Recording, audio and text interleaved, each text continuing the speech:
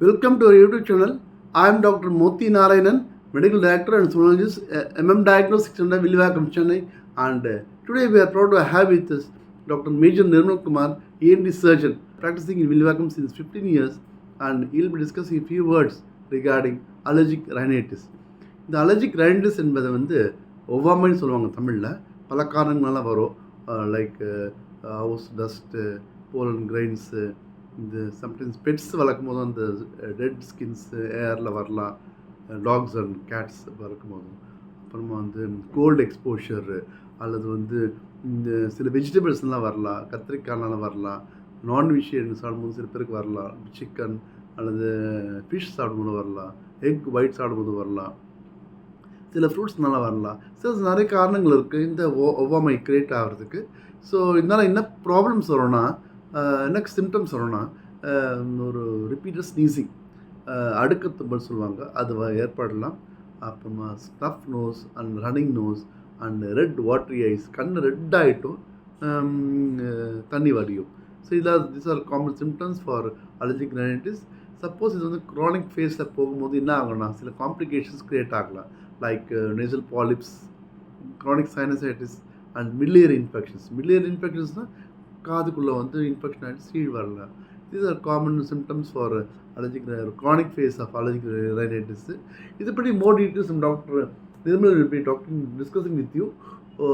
இந்த single allergy என்னானது, multiple allergy என்னானது, என்ன symptoms இந்த ஒவ்வாமைனால், எதனால இந்த ஒவ்வாமை வருது, எப்படி அதை அவாய்ட் பண்ணலாம், எப்படி இது ப்ரிவெண்ட் பண்ணலாம். So welcome doctor Nirmal. வணக்கம் நேயர்களே. முதலாவது இந்த வாய்ப்பை கொடுத்த டாக்டர் மோத்தி நாராயணன் அவர்களுக்கு என் நன்றியை தெரிவித்துக் கொள்கிறேன்.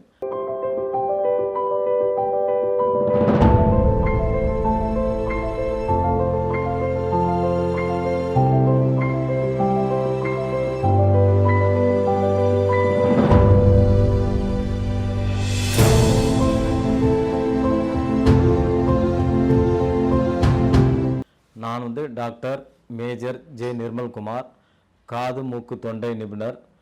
கடந்த 16 வருடமாக சந்தோஷ் இஎன்டி கிளினிக் வில்லிவாக்கத்தில் நடத்தி கொண்டு வருகிறேன். நான் உங்களுக்கு இன்று சொல்வது என்னவென்றால், அலர்ஜிக் ரைனைட்டிஸ், அதாவது அலர்ஜி, ஒவ்வாமை. அலர்ஜினா தமிழில் சொல்ல போனால் அது ஒவ்வாமைன்னு அர்த்தம். அந்த அலர்ஜி எதனால் வருது, அதுக்கு என்னென்ன முறைப்பாடுகள், என்னென்ன பண்ண வேண்டும், அதை எப்படி தவிர்க்கும் வகைகள், அப்புறம் அதை எப்படி ட்ரீட்மெண்ட் பண்ண வேண்டும் சொல்ல விரும்புகிறேன். ஏன்னா இப்போ ஏன் இதை பற்றி நான் பேசுகிறேன்னா, இது சென்னையில் பார்க்கும்போது ரொம்ப அதிகமாக இருக்குது. அலர்ஜி என்பது ஒவ்வொரு யாருக்குன்னா நீங்கள் பாருங்கள், சின்ன வயசுலேருந்து பெரிய யாருன்னா ஒருத்தருக்கு எதுனா ஒரு அலர்ஜி வரலாம். அதாவது சில பேருக்கு மாற்றுனால அலர்ஜி வரலாம், சில பேருக்கு டஸ்ட்டுனால வரலாம், சில பேருக்கு ஏசி யூஸ் பண்ணுறதுனால வரலாம், சில பேருக்கு காற்று, அதாவது மாசுபாடு, தூய காற்று இல்லாமல் இருந்தால் அதனால் வரலாம், சில பேருக்கு கத்திரிக்காய் அலர்ஜி, சில பேருக்கு வெள்ளரிக்காய் அலர்ஜி, சில பேருக்கு வெண்டைக்காய் அலர்ஜி, சில பேருக்கு பெயிண்ட் அலர்ஜி, எங்கே பெயிண்ட் அடிக்கிறாங்களோ அந்த பெயிண்ட்டுடைய ஸ்மெல்லு பட்டால் அலர்ஜி. ஸோ இது அலர்ஜினா தமிழில் என்ன சொன்னால் ஒவ்வாமை. அந்த பொருள் அவங்களுக்கு ஒத்துக்கல. இப்போ நான் வெள்ளரிக்காய் சாப்பிட்றேன், எங்கள் வீட்டில் எல்லோரும் வெள்ளரிக்காய் சாப்பிட்றாங்க, என் பையனுக்கு திடீர்னு வெள்ளரிக்காய் சாப்பிட்டு அந்த குறைஞ்ச நேரத்திலே உடனே தும்புறான், உடனே அவனுக்கு கோல்டு ஆகுது. அப்போ என்ன அர்த்தம், அவனுக்கு அலர்ஜி, வெள்ளரிக்காய் ஒத்து வரலன்னு அர்த்தம். அது பேர் தான் அலர்ஜி. அதாவது அலர்ஜியை பார்க்கும்போது சிங்கிள் அலர்ஜன், மல்டிபிள் அலர்ஜி சொல்லுவோம். சிங்கிள் அலர்ஜினா ஒரே ஒரு அலர்ஜி.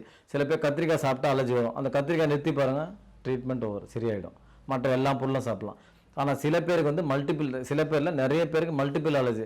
ஏசியும் அலர்ஜியாக இருக்கும், டஸ்ட்டு பார்த்தா அலர்ஜி இருக்கும், சில காய் சாப்பிட்டா அலர்ஜியாக இருக்கும், சில பொருள் ஏசியில் ஃப்ரிட்ஜில் வச்சுட்டு சாப்பிட்டா அலர்ஜி இருக்கும். அது பேர் மல்டிபிள் அலர்ஜி.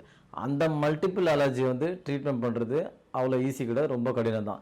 இப்போ சென்னையில் பார்க்கும்போது தூசு மாசுபாடுகள்னால நிறைய பேருக்கு அலர்ஜி. நானும் அந்த 16 வருஷம் எக்ஸ்பீரியன்ஸில் நிறைய பேர் பார்த்துக்கேன். நிறைய பேருக்கு பார்க்கும்போது சென்னையில் காமனாக டஸ்ட் அலர்ஜி, இல்லைனா ஏசி அலர்ஜி, இல்லை வீட்டில் உள்ள அந்த பெட் பக்ஸ்லாம் சொல்லுவாங்க, கண்ணுக்கு தெரியாத கிருமிகள்லாம் இருக்கும், கண்ணுக்கு தெரியாத தூசெல்லாம் இருக்கும், அதனால் அலர்ஜி வரும். அதை நம்ம ஈஸியாக ட்ரீட்மெண்ட் பண்ண முடியாது. நான் ஈஸியாக சொல்கிறேன், டஸ்ட்டை அவாய்ட் பண்ணுங்கள், ஏசி அவாய்ட் பண்ணுங்கள். சில பேர் வேலை செய்கிற இடத்துல பார்க்கும்போது அவங்க வேலை செய்கிற இடமே சென்ட்ரலைஸ்ட் ஏசி. அப்போ சென்ட்ரலைஸ் ஏசி இருக்கும்போது நான் ஈஸியாக சொல்கிறேன், சார் நீங்கள் ஏசி அவாய்ட் பண்ணுங்கள், பாதி ட்ரீட்மெண்ட் ஓவர்னா எப்படி அவாய்ட் பண்ணுவேன்? It is very difficult. ஏன்னா அவருடைய வேலை செய்கிற இடமே சென்ட்ரலைஸ் ஏசி. அவர் ஒருத்தருக்கோசம் அந்த ஏசி ஃபுல்லாக நிறுத்த சொல்ல முடியுமா? It is not possible. So அப்படி இருக்கும்போது ஃபஸ்ட்டு ஏசினால், எக்ஸாம்பிள் உதாரணமாக ஏசினால் அலர்ஜினா, ஏசியை மேக்ஸிமம் எந்த அளவுக்கு தவிர்க்க முடியுமோ அதை தவிர்க்க முடியும். அப்படியே இருந்துட்டு அதுக்கப்புறம் வந்து அதனால் அலர்ஜி வரதுனால என்னென்ன சிம்டம்ஸ், அதாவது என்னென்ன அறிகுறிகள் வரும்னா, மூக்கில் தண்ணியாக ஊற்றும், தும்பல் வரும், அடுக்கு தும்பல். தும்பல்லாம் இப்போ எனக்கும் வரும், மற்றவங்களும் எல்லாருக்கும் தும்பல் வருது சகஜம் தான். நிறைய பேர் நினைப்பாங்க தும்பல்லாம் சகஜம் தானே, யூஎன்டி டாக்டர் ஏன் இப்படி சொல்கிறான்னு சொன்னால் கிடையவே கிடையாது. தும்பல்லே வித்தியாசம் உண்டு. ஒரு வாட்டி 2 வாட்டி தும்புறீங்கன்னா அது வேற, அது சும்மா ஒரு சாதாரண அது சிம்டம்ஸே இல்லை. அடுக்கு தும்பல் சொல்லுவாங்க. அலர்ஜினா ஒவ்வாமையில் அடுக்கு தும்பல் வரும். கண்டினியூஸாக ஒரு 10 வாட்டி 20 வாட்டி தும்பினே இருப்பாங்க. காலைல தும்புவாங்க, மதியானம் தும்புவாங்க, அப்போ ஏதோ ஒரு அலர்ஜி இருக்குது, அதனால் அதை கிரியை செய்யுதுன்னு அர்த்தம். ஸோ அது பேர் அதான் ஸ்னீசிங். அதுக்கப்புறம் ரன்னிங் நோஸ், மூக்குலேருந்து தண்ணியாக வருது. அப்புறம் கண்ணிலேருந்து தண்ணி ஊற்றும். ஸோ கண்ணிலேருந்து தண்ணி கண்ணு ப்ராப்ளம் தான், நம்ம ஏன் இஎன்டிக்கு போகணும் அப்படின்னு யோசிப்பாங்க. பட் ஆக்சுவலாக பார்த்தா அலர்ஜினா அது காது மூக்கு தொண்டைனால அலர்ஜினால தான், மூக்கில் அலர்ஜினால தான் கண்ணில் தண்ணி வருது. ஏன்னா மூக்குக்கும் கண்ணுக்கும் கனெக்ஷன் உண்டு. ஸோ அதனால் வரும். அதுக்கப்புறம் சில பேருக்கு வந்து மூக்கடைப்பு வரும், நல்லா 2 பக்கம் மூக்கடைக்க முடியும், அப்புறம் ரொம்ப மூச்சு விட முடியாது. அதுக்கப்புறம் நிறைய பேர் நான் பார்க்கும்போது சிவியர் அலர்ஜி கிராண்டிஸ், அதாவது சிவியர் அலர்ஜி ப்ராப்ளம் உள்ளவங்க, மூக்கில் அலர்ஜி உள்ளவங்க மூக்கு இப்படி பண்ணே இருப்பாங்க, தேய்ச்சினே இருப்பாங்க. அதனால் என்ன ஆகுனா இங்கே கோடு வரும். அதனால் எங்களுக்கு பார்த்தாலே தெரிஞ்சு இது அலர்ஜி ப்ராப்ளம் பேஷண்ட்டா இல்லைனா நார்மல் பேஷண்ட், அந்த கோடெலாம் பார்த்தாலே தெரியும், அப்போலாம் சிவியர் அலர்ஜின்னு அர்த்தம். ஸோ அது போல் இருக்கவங்க வந்து நிறைய பேர் என்ன பண்ணால் இது அலர்ஜி தானே, அப்படியே ட்ரீட்மெண்ட் பண்ணாமல் அப்படியே விட்டாலே சரியான்னு சொல்லி ஆகலாம். சிங்கிள் அலர்ஜின், அதாவது எக்ஸாம்பிள் சில பேருக்கு முட்டை அலர்ஜி, முட்டை சாப்பிட்டா அவங்களுக்கு உடனே ரன்னிங் நோஸ் வரும், அதாவது தும்பல் வரும், மூக்குலேருந்து அடுக்கு தும்பலாக வரும், தண்ணியாக ஊற்றும், அப்புறம் மூக்கு வந்து நமைச்சல் இருக்கும், கண்ணில் நமைச்சல் இருக்கும். அது போல் தான் முட்டையை நிறுத்தி பாருங்கள், இட்ஸ் ஃபைன். அது நிறுத்தினாலே ஆல்மோஸ்ட் 70-80% ட்ரீட்மெண்ட் ஓவர், அவங்க சிம்டம்ஸ்லாம் அதாவது அந்த அறிகுறியில் நின்றுடும். ஆனால் மல்டிபிள் அலர்ஜின் இருக்கிறவங்களுக்கு ரொம்ப வந்து அது வந்து சாதாரணமாக நிற்காது. அதுக்கேற்றபடி கரெக்டாக மாத்திரலாம் பார்த்து சாப்பிட்ணும். சில பேருக்கு ரொம்ப சிவியராக இருந்தால் நேசல் ஸ்ப்ரேன்னு சொல்லுவோம், அந்த மூக்கில் ஸ்ப்ரே ரெகுலராக அடிக்கணும். அதுக்கப்புறம் எதை பொருளால் அலர்ஜியோ அதெல்லாம் மேக்ஸிமம் தவிர்க்க போகணும். அதாவது நான் சொல்கிறபடி அலர்ஜியை வந்து தவிர்க்கிறது ஈஸி கிடையாது. ஏன்னா சென்னையில் பார்க்கும்போது எங்கே பார்த்தாலும் டஸ்ட்டு தான், எங்கே பார்த்தாலும் பலனோன்றாங்க, எங்கே பார்த்தாலும் மெட்ரோ ஒர்க்லாம் நடக்குது.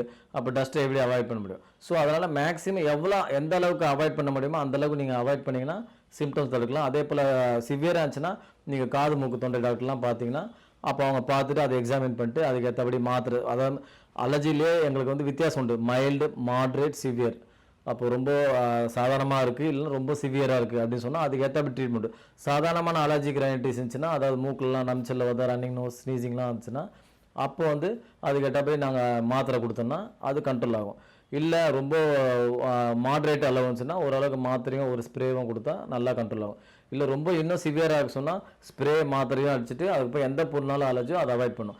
இப்போ நாங்கள் கொடுக்குற மாத்திரை ஸ்ப்ரே வந்து க்யூரேட்டிவ் ட்ரீட்மெண்ட் இல்லை. க்யூரேட்டிவ் ட்ரீட்மெண்ட்னா பரிபூர்ண சுகம் அடையாது.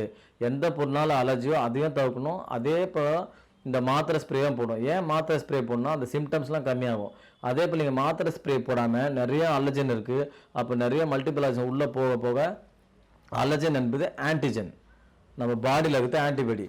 அப்போ வந்து நம்ம பாடியில் அந்த பர்டிகுலர் அலர்ஜன், எக்ஸாம்பிள் உங்களுக்கு தூசு அலர்ஜினா தூசு அலர்ஜன் வந்து உள்ளே போகுது, அது பேர் ஆன்டிஜன். அந்த ஆன்டிஜன் உள்ளே போகும்போது சுவாசம் போது அப்போ வந்து ஆன்டிபாடி உங்களுக்கு கிரியேட் ஆகும். அந்த ஆன்டிபாடி ஆன்டிஜனை ஃபைட் பண்ணும். ஸோ அது ஃபைட் பண்ணும்போது அதில் உள்ள அதாவது ஹிஸ்டமின்லாம் ரிலீஸ் ஆகும். ஸோ அந்த ரிலீஸ் ஆகிறதுனால வர அறிகுறி தான் வந்து அலர்ஜி ப்ராப்ளம். ஸோ அதை அவாய்ட் பண்ணுறதுக்கு சிவியராக இருந்தால் நீங்கள் மாத்திரை ஸ்ப்ரேலாம் அடிக்கணும். சப்போஸ் நீங்கள் இல்லை சார் நான் அலர்ஜியை வந்து நான் அவாய்ட் பண்ணிக்கிறேன், எனக்கு அப்படியே சரியாயிடும் அப்படின்னு சொல்லிங்கன்னா கிடையாது. ஏன்னா அந்த அலர்ஜி ப்ராப்ளம் சிவியராக இருந்துச்சுன்னா நீர்க்கட்டின்னு சொல்லுவோம், நேசல் பாலிப்புன்னு சொல்லுவோம் மெடிக்கல் டேர்மில். ஸோ அந்த நேசல் பாலிப் நீர்க்கட்டின்னு சொல்லி 2 மூக்குலையும் வந்ததுன்னா அப்போ உங்களுக்கு மூச்சு விடுறதே சிரமமாகும். நான் சொல்லவே தேவை, நீங்கள் ஆட்டோமேட்டிக்காக எந்த காது மூக்கு தொண்டை டாக்டரோ இல்லை ஜென்ரல் ஆட்டோமேட்டிக்காக போவோம், டாக்டர் எனக்கு மூச்சே விட முடியல. அப்புறம் நம்ம டார்ச் லைட்டோ இல்லை கேமரா போட்டு பார்த்தா நீர் கட்டி வந்துடும். அப்போ நீர் கட்டி வந்தால் நாங்கள் என்ன பண்ணுவோம், இல்லை சார் சர்ஜரி தான் பண்ணணும், ஏன்னா அந்த நீர் கட்டி எடுக்கணும். நீர் கட்டி வந்து மாத்திரை ஸ்ப்ரேனால் வந்து கரைக்க முடியாது, குறைக்க வேணால் முடியலாம். அது டெம்பரரியாக வந்து மாத்திரை ஸ்ப்ரே கொடுத்தா சுருங்கும். ஒன்ஸ் நீர் கட்டி என்பது வந்துச்சுன்னா அதை வந்து ஆப்ரேஷன் பண்ணி எடுத்துகிட்டு திரும்ப வந்து ப்ராப்பராக ஸ்ப்ரேலாம் பண்ணி நோஸ் கிளீனிங்லாம் பண்ணி அப்புறம் எந்த பொருளாலும் அலர்ஜியோ அதை வந்து நீங்கள் அவாய்ட் பண்ணிங்கன்னா ட்ரீட்மெண்ட்டு பண்ணி நல்ல சுகம் கிடைக்கும். இல்லைன்னா நீங்கள் அலர்ஜி ப்ராப்ளம் அதே இருக்குது, அலர்ஜி ப்ராப்ளம் அதே சுவாசிக்கிறேன்னா ரொம்ப சிம்டம்ஸ் அலர்ஜி சிம்டம்ஸ் வரும். அதுக்கப்புறம் நீர்க்கட்டி வந்தால் சர்ஜரி பண்ணுறப்பல வரும். அந்த நீர்க்கட்டிக்கு வரத்துக்கு முன்னாடி தான் வந்து எங்ககிட்ட வந்தீங்கன்னா அப்போ நீர்க்கட்டி வராமல் நான் கரெக்டாக மாத்திரை ஸ்ப்ரேலாம் கொடுத்தோன்னா அதே போல் எந்த பொருளாலும் அலர்ஜியோ அதையும் நீங்கள் அவாய்ட் பண்ணிங்கன்னா அந்த நேசல் பாலிப்புன்னு சொல்கிறல நீர்க்கட்டி அதை வராமல் தவிர்க்கலாம். நான் சொல்கிற இந்த வார்த்தைகள் வந்து உங்களுக்கு பிரயோஜனமாக இருக்கும் என்று நினைக்கிறேன். நன்றி, வணக்கம்.